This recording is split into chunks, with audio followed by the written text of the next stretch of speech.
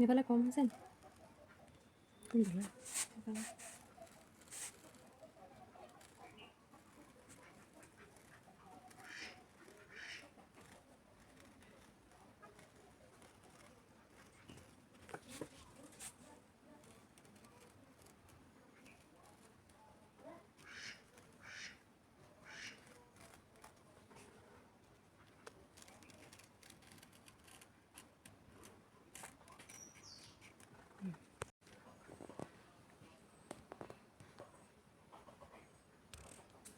হেৰি কৰি দিয়া, মাৰি দিয়া।